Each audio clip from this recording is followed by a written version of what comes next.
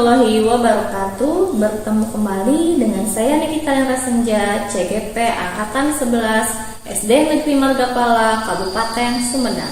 Di sini saya tidak sendiri, saya didampingi oleh Ibu Neng Nur Endah Hayati. Beliau adalah guru kelas 5 di SD Negeri Margapala. Assalamualaikum Ibu. Waalaikumsalam. Bagaimana kabarnya hari ini? Alhamdulillah baik. Ya, pada hari ini kita akan melaksanakan percakapan praobservasi. Sebelum saya melakukan observasi atau melihat proses kegiatan pembelajaran Ibu yang sering juga kita sebut dengan supervisi akademik. Mengapa supervisi harus dilakukan? Supervisi itu dilakukan agar kita bisa mengetahui dan mengevaluasi proses pembelajaran yang Ibu lakukan. Selain itu, mengapa kita harus melaksanakan percakapan praobservasi? Agar Ibu lebih siap, Ibu lebih percaya diri untuk melaksanakan kegiatan pembelajaran, di mana sesuai dengan apa yang disampaikan oleh Ki Hajar Dewantara, bahwa kegiatan proses pembelajaran itu harus berpihak pada murid. Selanjutnya ada beberapa pertanyaan yang ingin saya ajukan kepada Ibu. Yang pertama yaitu mengenai tujuan. Apa tujuan dari proses pembelajaran yang Ibu buat? Baik.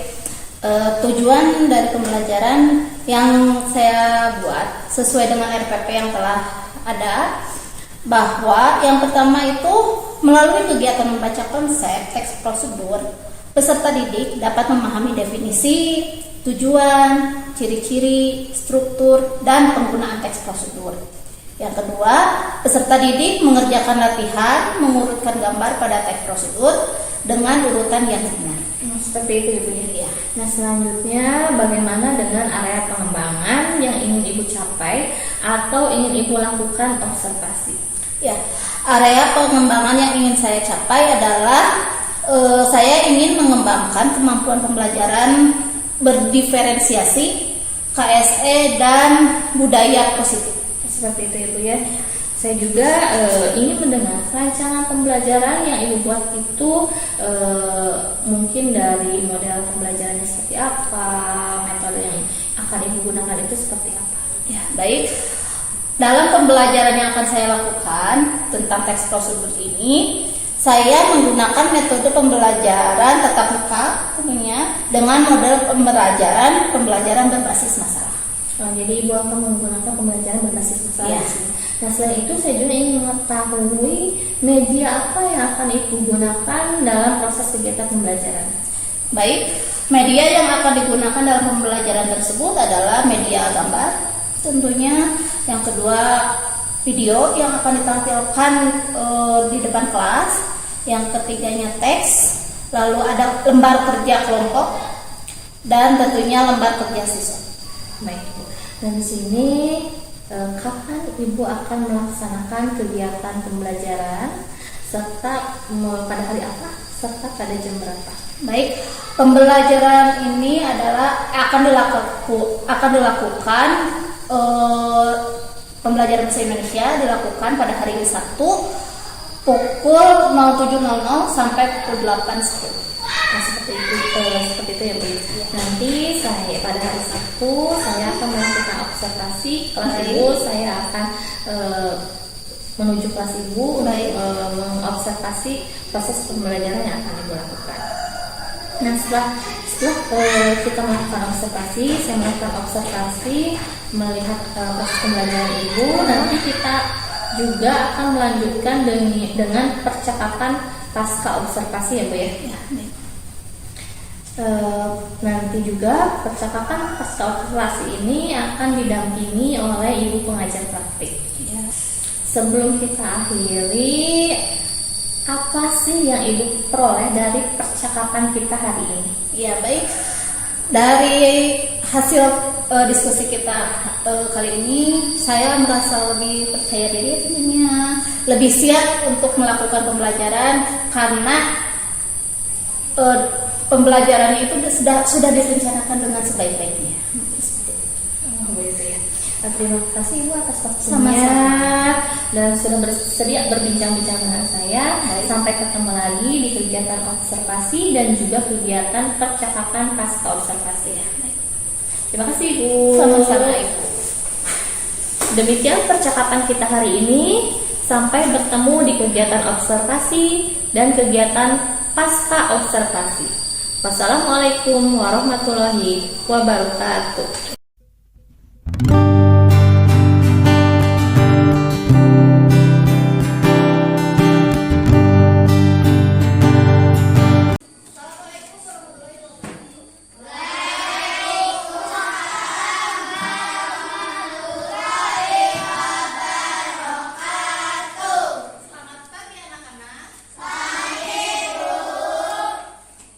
Sebelum memulai pelajaran, sebaiknya kita baca doa dulu ya.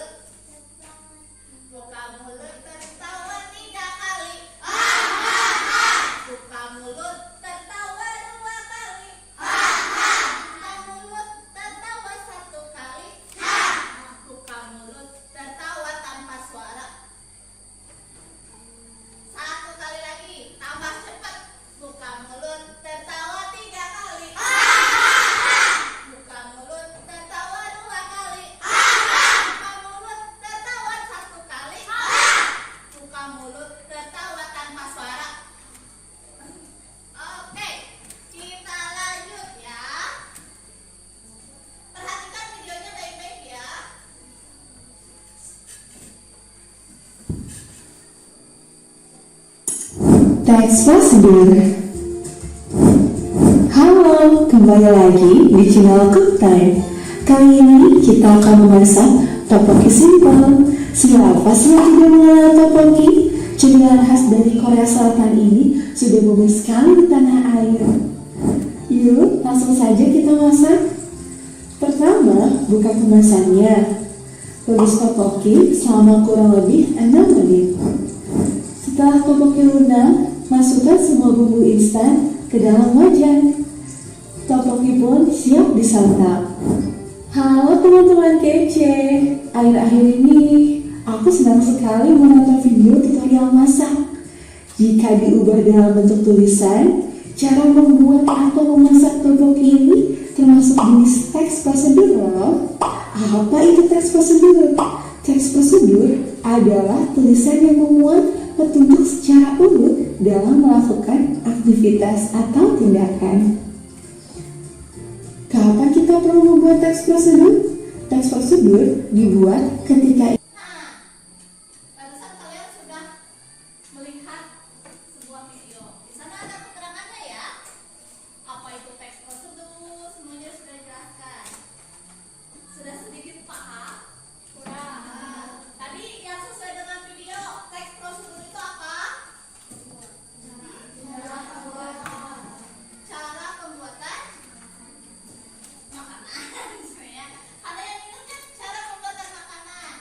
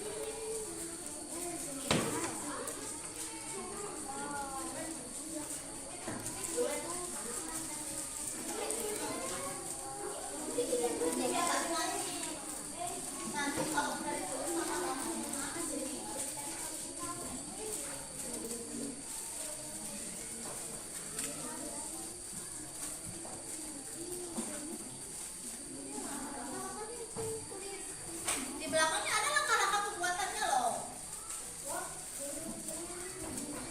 Di belakang kemasannya ada langkah-langkah pembuatan. Kalau ada yang bawa bungkus nih, pakai bungkus nih aja, nggak apa-apa. Ya. Coba kalian tuliskan, kerjakan. Tulis dulu ya nama, tanggalnya, tanggal lahir, tanggal hari ini, ya, tanggal hari ini tanggal berapa? Tuliskan. Terus judulnya apa? Mau buat apa? Bisa cara membuat kopi atau cara menyeduh kopi. Coba tulis.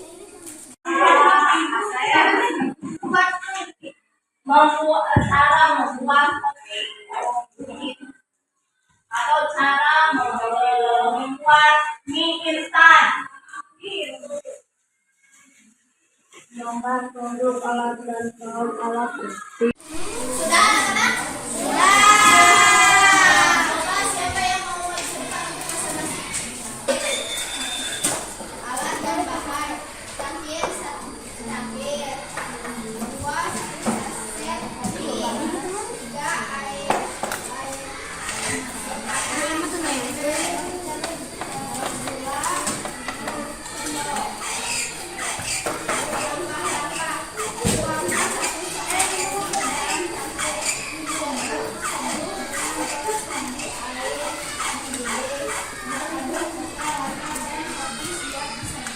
Iya, bagus.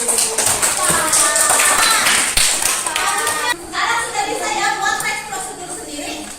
Bisa ya? Nah, sekarang ibu punya tugas kelompok untuk kalian.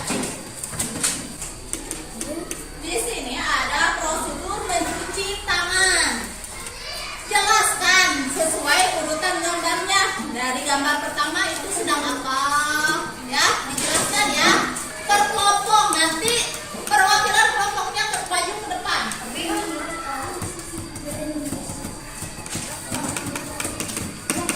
Siapa yang mau menulis? Sudah selesai? Sudah. Cepat nasi-nasi. Ayo siapa yang mau presentasi? Ayo maju Kak.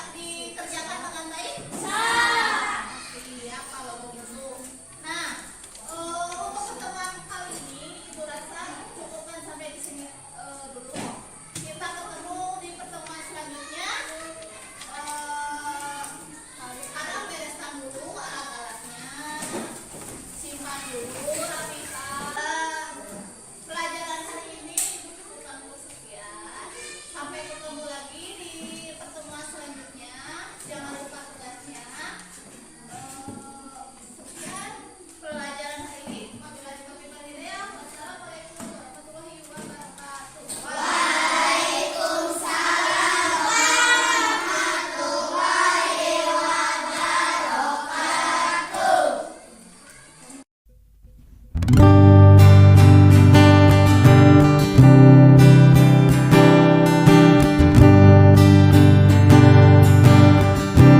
Assalamualaikum warahmatullahi wabarakatuh. Bertemu kembali dengan saya Niki Kalianda Senja, CGP Angkatan 11 SD Negeri Margapala, Kabupaten Sumedang. Di sini saya tidak sendiri, saya bersama Ibu Neng Nur Endah Hayati selaku guru yang saya observasi, dan juga Ibu Tati Sartika selalu pengajar praktek PGP Angkatan 11. Assalamualaikum warahmatullahi wabarakatuh, Ibu. Assalamualaikum warahmatullahi wabarakatuh. Bagaimana kabarnya Ibu hari ini? Alhamdulillah. Kalau Ibu bagaimana kabarnya? Alhamdulillah. Izin Ibu, saya akan melakukan percakapan pasca observasi dengan Ibu Neng Nur. Silakan. Di percakapan pasca observasi ini saya akan memberikan pertanyaan-pertanyaan kepada Ibu terkait dengan kegiatan observasi yang telah kita lakukan. Di sini adapun tujuan dilaksanakannya percakapan pasca observasi ini adalah untuk mengetahui dan juga untuk mengevaluasi proses pembelajaran yang telah Ibu lakukan. Nah, di sini pertanyaan yang pertama adalah bagaimana perasaan Ibu ketika Ibu melaksanakan observasi di kelas? Ya, baik. Perasaan saya ketika dilakukan observasi tersebut tentunya merasa bangga, tertantang, juga semangat untuk melakukan yang terbaik dalam pembelajaran tersebut. Berarti Ibu sudah merasa tertantang ya dengan kita mengadakan observasi. Betul. Nah, setelah itu bisa diceritakan kembali area pengembangan apa yang Ibu inginkan ketika kegiatan observasi dilakukan? Ya, baik. Area pengembangan yang ingin saya kembangkan adalah kemampuan pembelajaran berdiferensiasi, KSE, dan budaya positif. Adapun pengembangan dalam pembelajaran yaitu konten, proses, dan produk. Kontennya berupa video, gambar, dan juga teks. Sedangkan untuk proses dan produknya dikembangkan sesuai dengan kemampuan anak. Jadi semuanya sudah disiapkan, baik itu berupa video, gambar, konten, dan juga karya-karya. Seperti itu ya Bu. Nah sekarang jadi Ibu itu sudah menggunakan pembelajaran berdiferensiasi seperti itu ya Bu ya. Nah, saya juga ingin mengetahui bisa Ibu ceritakan kembali langkah-langkah kegiatan pembelajaran yang telah Ibu lakukan ketika kita melaksanakan observasi. Ya, baik. Langkah-langkah pembelajaran yang dilakukan yaitu terdiri dari kegiatan awal, kegiatan inti, dan juga kegiatan akhir. Pada kegiatan awal saya melakukan pertama-tama melakukan baris berbaris di depan kelas, lalu anak-anak masuk melakukan doa sebelum pembelajaran dimulai, lalu melakukan apresiasi, melakukan ice breaking, serta mengecek kehadiran anak. Sedangkan pada kegiatan inti, pembelajarannya dimulai dengan menampilkan video pembelajaran, lalu menjelaskan isi video pembelajaran itu kepada anak, lalu memberikan tugas kepada anak, dan pada kegiatan akhir, saya dan anak-anak melakukan kesimpulan serta refleksi untuk pembelajaran yang telah dilakukan. Berarti Ibu sudah melakukan sesuai dengan alur ya Bu ya. Ada kegiatan awal, ada kegiatan inti, dan juga ada kegiatan akhir. Nah, menurut Ibu area pengembangan tersebut sudah berhasil dilakukan di dalam kelas atau belum? Ya, baik. Menurut saya, alhamdulillah pengembangannya sudah berhasil, tapi ada beberapa hal yang tentunya harus ada perbaikan yang lebih lagi untuk selanjutnya. Seperti itu ya Bu. Berarti Ibu masih merasa ada beberapa hal yang memang belum 100% berarti ya Bu, ya, Betul. masih ada hal-hal yang harus diperbaiki. Nah, menurut Ibu apa hal-hal yang memang harus diperbaiki itu? Ya, hal yang harus diperbaiki itu dalam pembelajaran anak-anak itu kurang aktif. Jadi masih ada beberapa anak, sebagian anak yang masih pasif. Jadi untuk kedepannya tentunya saya ingin memberikan motivasi atau merencanakan pembelajaran yang lebih lagi supaya anak-anak bisa lebih aktif semuanya. Mereka mau bertanya, mau menjelaskan, ketika diminta ke depan mereka berani untuk ke depan. Dari yang saya dengarkan berarti Ibu itu siswa itu masih ada Ya. yang kurang aktif Ya. seperti itu ya, Bu, ya? Nah, menurut Ibu bagaimana sih caranya agar siswa tersebut bisa aktif ke depannya? Ya, baik. Saya akan membuat rencana pembelajaran yang lebih interaktif lagi, memberikan motivasi kepada anak supaya anak berani, tidak malu-malu lagi saat bertanya atau mengemukakan pendapatnya, tidak malu lagi saat mereka diminta untuk maju ke depan atau melakukan presentasi di depan teman-teman. Jadi sepertinya Ibu ingin memberikan pembelajaran yang lebih menarik lagi Ya, ya, betul. dan memberikan motivasi. Selain itu, apakah ada hal lain lagi yang ingin Ibu lakukan selain memberikan FSP yang menarik dan juga dengan memberikan motivasi? Apakah ada hal lainnya yang ingin Ibu kembangkan? Hal yang ingin saya kembangkan tentunya sebelumnya saya ingin mengajak rekan sesama guru, yang terutama guru mata pelajaran yang mengajar di kelas saya untuk bersama-sama memberikan atau menyiapkan pembelajaran yang interaktif, yang dapat memotivasi anak untuk lebih giat lagi belajar, untuk semangat lagi untuk belajar, mengikuti pembelajaran dengan baik. Berarti Ibu ingin berkolaborasi, Ya, ya, Bu, ya, betul. seperti ini. Berkolaborasi dengan guru mata pelajaran seperti guru PAI, ya. guru PAI, Ya. dan juga guru PJOK. Sekarang kapan Ibu akan melaksanakan kegiatan yang sudah Ibu rancangkan? Saya harap sih secepatnya ya, mungkin dalam waktu dekat ini atau dalam pertemuan berikutnya. Jadi seperti itu Ibu akan segera Ya. Terima kasih. Sama-sama Ibu. Selanjutnya saya akan memberikan kesempatan kepada Ibu pengajar praktek untuk memberikan umpan balik terhadap percakapan pasca observasi yang telah saya lakukan dengan Ibu Nurena. Saya persilakan Ibu. Baik Ibu, terima kasih. Setelah tadi saya mendengar percakapan antara Ibu dengan teman sejawat, Ibu sangat bagus ya. Saya memberikan apresiasi yang sangat luar biasa. Kemudian di dalam percakapan itu, Ibu sebagai CGP, di mana Ibu itu melakukan coach dengan teman sejawat dengan sebagai coachingnya.